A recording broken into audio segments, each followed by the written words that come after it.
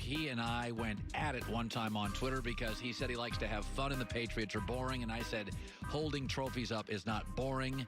He's also a huge fight fan. He's going to be at the Fury and Deontay Wilder fight this week. I want to talk about this. So a lot of you know I got a job out of college. I went to a small college, and I was the luckiest kid in the world. I got a job in Las Vegas. I was the luckiest kid in the world. My friends got jobs in like Amarillo, Texas, and North Dakota covering minor league hockey, and I was in Vegas, and boxing was huge. Ali was done, but it was Sugar Ray Leonard, it was Hagler, and then it moved into Mike Tyson. I was at the Fan Man fight. Google that. I was at Tyson Holyfield fights. I've been incredibly lucky. My first job out of college, I was a sportscaster in Vegas, and fighting was massive. And in my life, sports, having done this 30 years, have ebbed and flowed. NFL has never been more popular. College basketball feels like it's a 3-week sport. Boxing was huge, mostly disappeared due to bad management, and has now reemerged. We have 32, 35 sports networks in America. They're all dying for content. There's been a good 2 to 3 fights every year for the last couple of years, and this is the biggest heavyweight fight I remember. Deontay Wilder has never lost. Tyson Fury has never lost. Fury is 6'9". His dad boxed. His cousins boxed. He's a Brit who's had a very difficult life. There's all sorts of things about him that he may regret, but he worked his way through them. He is 6'9". He may weigh 265 pounds for the fight. Deontay Wilder never lost. Devastating puncher. Smaller, still 6'6", 6'7". Fury's like 6'9". These are massive men. I don't know who I like. The first was a draw. Deontay Wilder knocked out Fury. Fury's got a hell of a chin to get knocked out in the 12th and then get up, take something. Look at him right there. Knocked him down. I don't know who I like. The energy in the building, MGM, will be remarkable. Fury's bigger. I think Deontay Wilder's the better athlete. The first one was a controversial draw. They should have a rematch. I don't think they'll waste a lot of time. I think they'll go at each other. But I know sports is better with boxing, and it's way better with heavyweight boxing. They don't do a lot of 30 for 30s on the flyweight division. These are large men that will go right after each other. Some people don't like pugilism. UFC's too much this and boxing's too much that. No, these are large men who have trained to fight each other. I don't know if they classify as all-time talents, but between the two of them, they're like 78-0-1. Both have knockout power. Both are 6'7" or taller. Both have great histories of overcoming things. I think it's a great fight. I'm glad boxing is back. I'll be at the fight, so will Joy. My gut feeling is Tyson Fury's size. I want to know what his weight is. I think he should be a slight favorite. I'm told that's what he is. But it's great for all of us. Heavyweight fights. I was just telling Lane Johnson, I've been to everything except the Kentucky Derby. There is nothing like a great heavyweight fight, and we have one this weekend in Vegas. Joy with the news. No.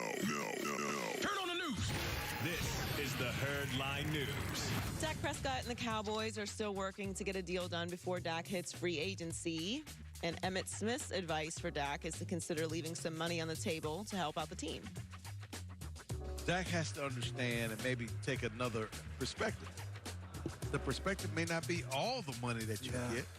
It may be how much of the money you're willing to leave on the table, because the Cowboys is a marketable organization. And so if you got all that extra money, that's so not, if you are the face of the franchise, would it not, instead of taking 35, would you take 28 and leave some for Amari and pick up the other 35 through endorsement?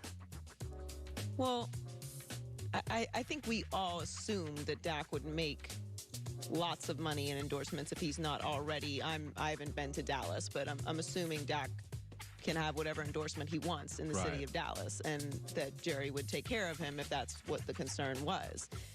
Emmitt Smith missed training camp in the first 2 games of the 1993 season, waiting for a new contract. So it's. But the difference is this, though. Emmitt was a Super Bowl winning key cog. Like, Mahomes shouldn't take a pay cut. Russell wouldn't take a pay cut. If you're great, otherworldly great, and have titles, you probably shouldn't take a pay cut. Dak Prescott is the franchise quarterback of the Dallas Cowboys, stabilized the team, won a playoff game, never had any problems, and has been playing on a fourth-round rookie contract. But one playoff, this sport's not about winning, it's about winning playoff games. He's got 1 in 4 years. To me, if I'm Dak, win without me then. I'd bet on myself. By the way, I don't think it's terrible.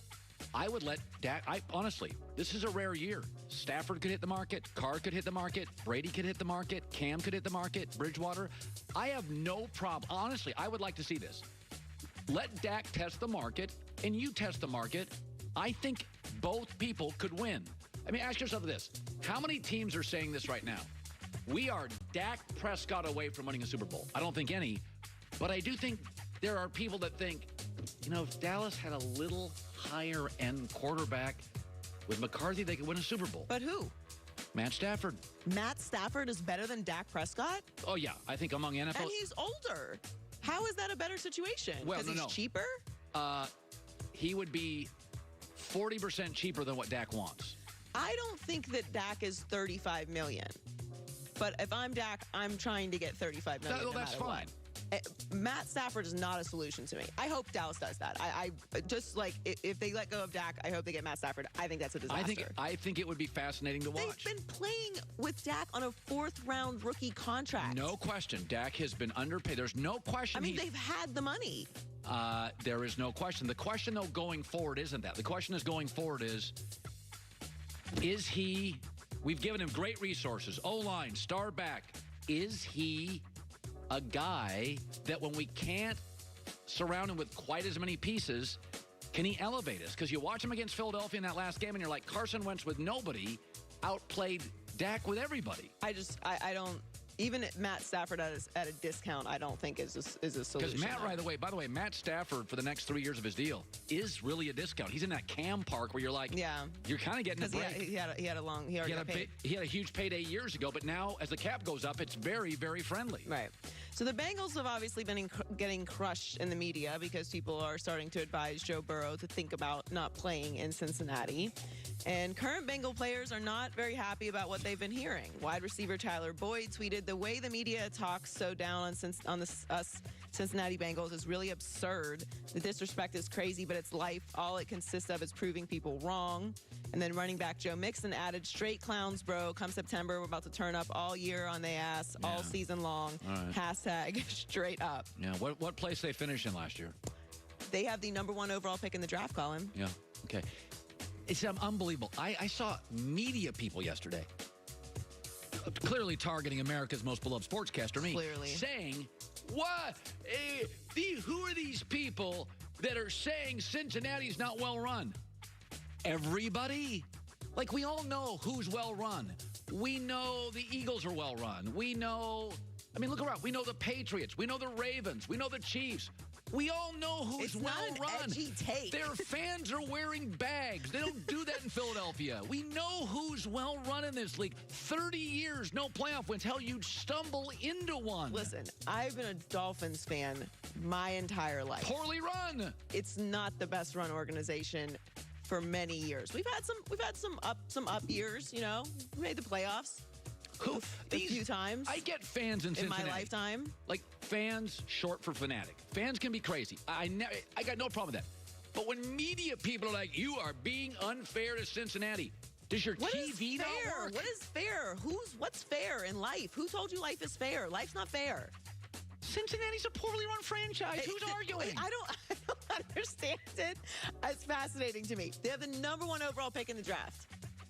How is that? What do we miss? Am I missing something? Yeah, they earned it too. Yes. I don't know. I don't get it. It's not disrespect. It's just the facts. I'm not rooting against Cincinnati. I'm just saying if I had the opportunity to control my career. Carson Palmer came out and said they weren't committed to winning.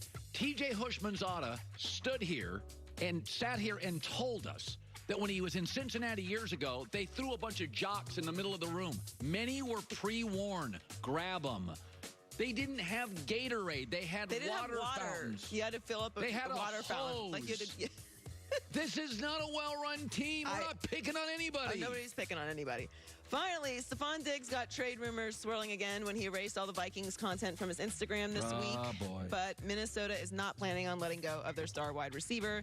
Tom Pelissero is reporting that the Vikings are very unlikely to part ways with him, even if they get calls about a trade. He said Minnesota understands that Diggs' social media activity is just Diggs being Diggs, and that there's a certain level of maintenance required with him.